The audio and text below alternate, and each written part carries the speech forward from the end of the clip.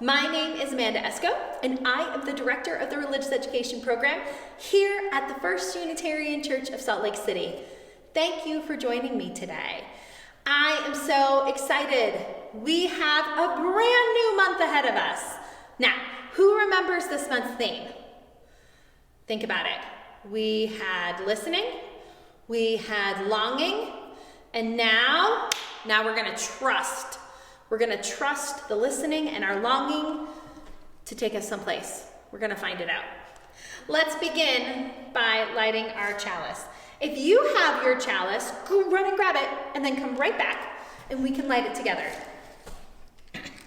I'd like to set our chalice today, lighting words. I'd like to set our intention for peace in the spirit of community. So we light this chalice for peace in the spirit of community. We gather together in community to learn, to grow, and to serve. Have you noticed that each week I'm doing those hand motions? To learn, to grow, and to serve. If you're home, you can do those with me. Well, we have leftover pumpkins. You know why? This one still has a jack-o'-lantern face on it. We had our Halloween party last week, and it was so fun. If you were able to join us, thank you. If you weren't, that's okay. You'll find pictures on our website and on our Facebook page, so you can go see what we did there. Now, let's take a few seconds to breathe. Today, I'd like to combine two of the meditations that we've been doing. I'd like us to do the speaking meditation of I see myself in joy and love, I know myself, I am enough, and our 5 fingers. So this is how we're going to do it. We're going to start by standing up, planting our feet.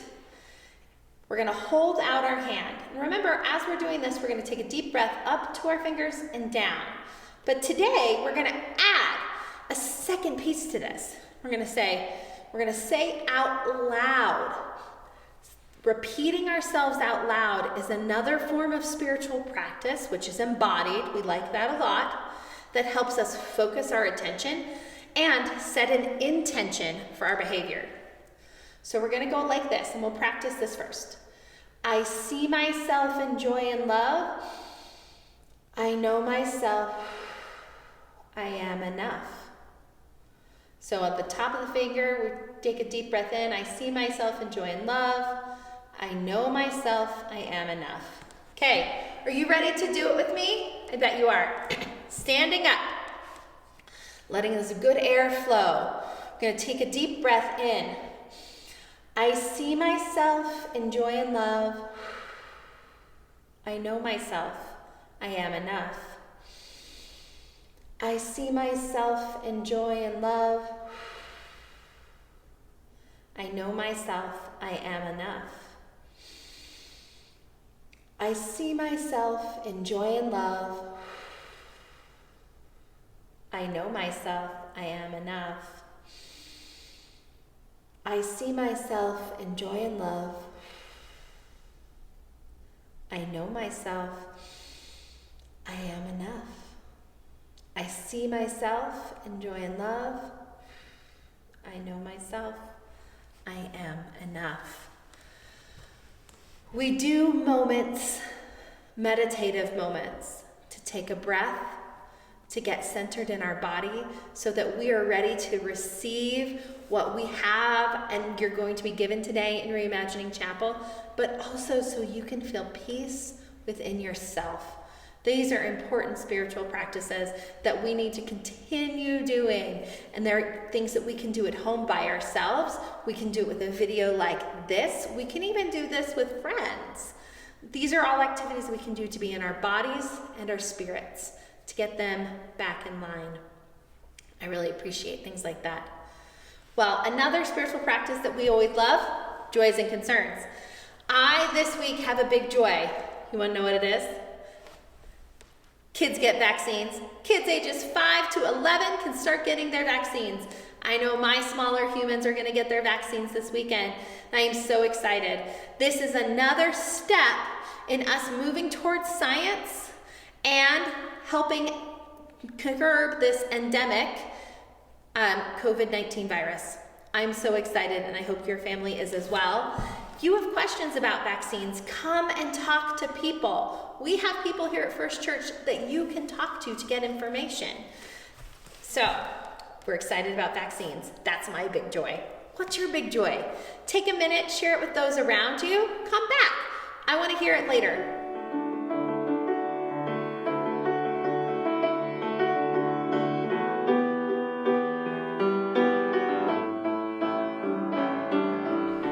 Thank you for sharing your joys and concerns. This week, I get to share the UU of the week. So, settle in, my friends. I'm excited to share this peaceful person with you.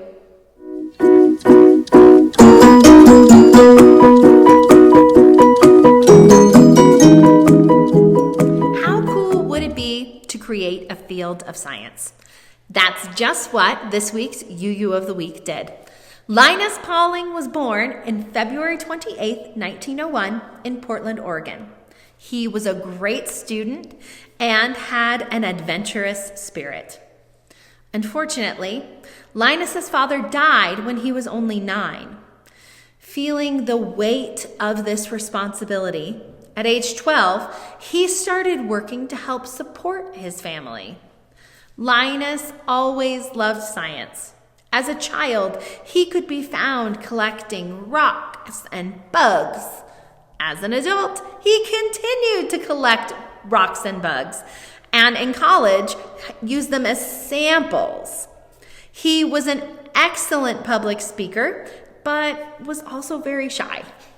Studying at Oregon State, he was considered a genius, and as a student was allowed to teach a class on analytical chemistry. During this time, while teaching a class on the chemistry of cooking, he met the love of his life, Ava Miller. Linus graduated in 1922 as the salutatorian of his class. From there, he went on to study at Caltech, where they were actually paying him to take classes there. Linus's field of study was a brand new science, analyzing the spacing and orientation of atoms in crystalline materials.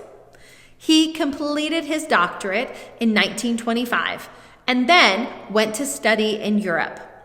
Science was changing, in part due to our friend Linus. A new model of math, quantum mechanics, was developed, which led Linus to create a formula to explain how atoms were compounded together. Linus was the very first person to make a quantum theory and use it in his scientific work. He created terms such as hydrogen bonding, resonance, and hybrid bonding. In this timeline, Linus had published a series of research papers that were lauded as revolutionary. Linus had turned his attention back to his first goal of interpreting X-ray diffraction data. He became an assistant professor at Caltech and continued doing research. He published several books and papers, which garnered him a lot of wealth and prestige. The world was at the edge of World War II, and science followed. During the war, Linus worked on explosives and oxygen concentration for submarines.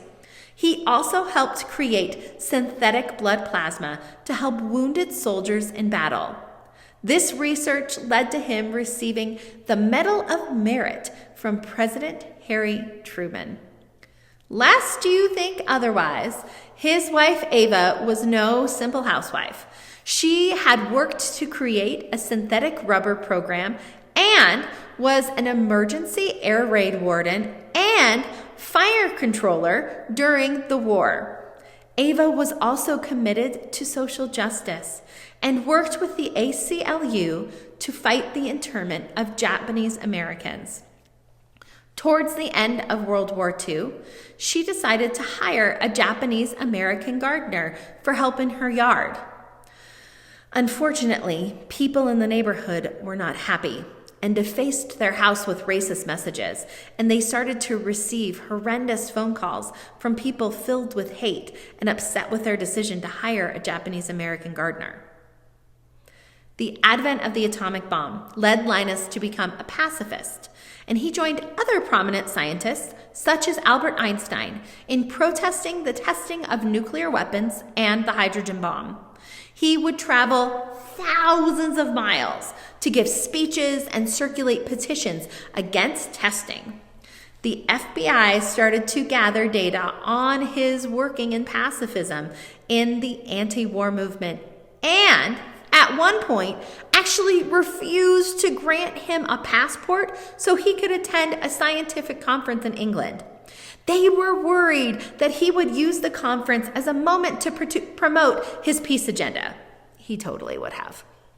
It was during this time that Linus and Ava found the Unitarian Church in Los Angeles. In Los Angeles, the Unitarians were gathering to protest war and the atomic weapons. Linus had begun to give speeches and attended the church regularly with his wife. He said, quote, "I joined the Los Angeles Unitarian Church because it accepts as members people who are trying to make the world a better place," end quote. Despite their best effort to thwart his activism, he still gathered a lot of respect for the scientific world. So much so that Linus won the Nobel Prize in 1954 for his work on the chemical bond structures of molecules. The platform of the Nobel Prize then allowed Linus to continue to speak out against public issues such as segregation and the coming of the Vietnam War. His work for justice led him to being ostracized at Caltech.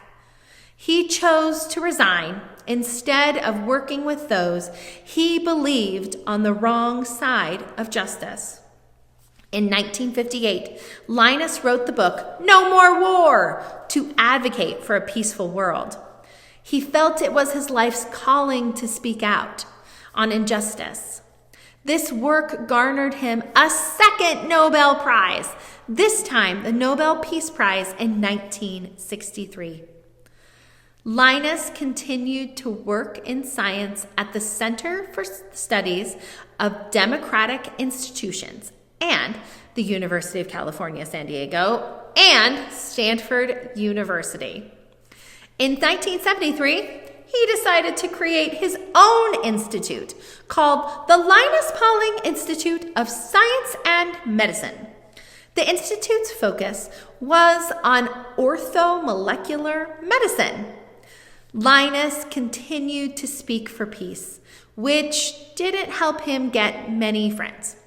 This was also in part due to his critical nature and self-righteous attitude. His wife, Ava, died of stomach cancer in 1981, and Linus, without a lot of friends, became even more secluded. Linus continued to write about nuclear structure and even the human diet. In 1986, he wrote his last book, How to Live Longer and Feel Better. Linus died in 1994 at the ripe old age of 93. His work and passion led him to become an advocate for a better world.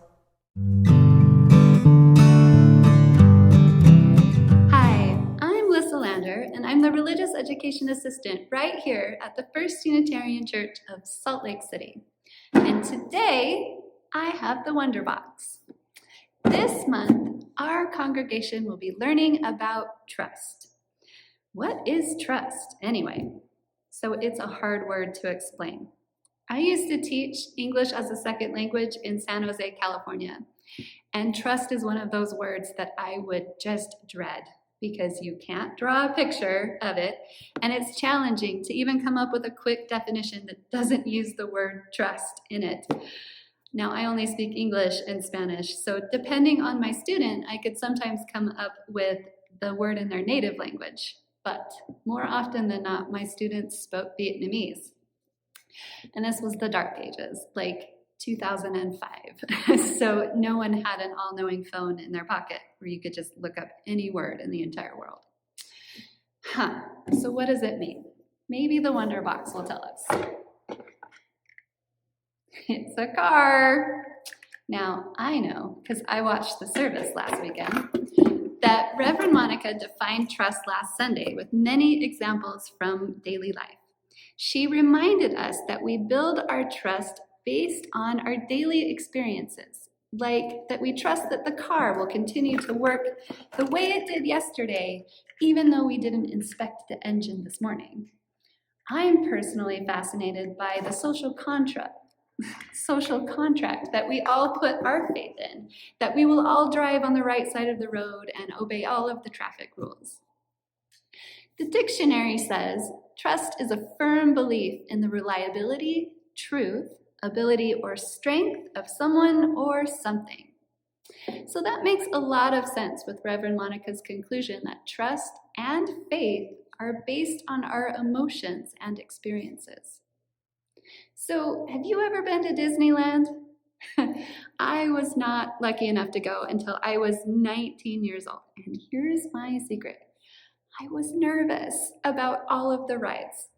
So I like roller coasters, but I don't love them.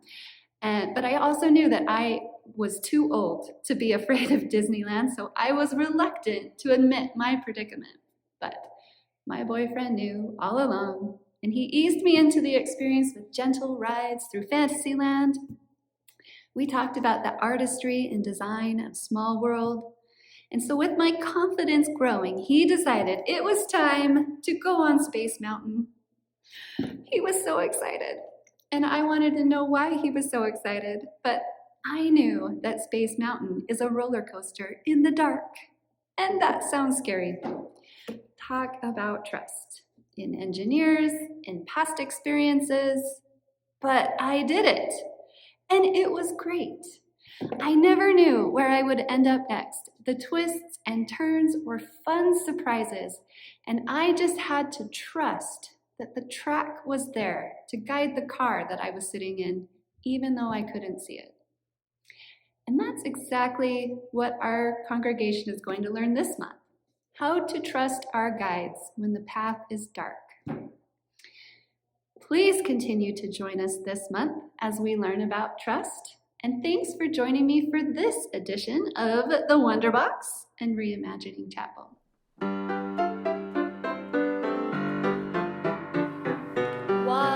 Each person is important. To be kind in all you do. 3, help each other.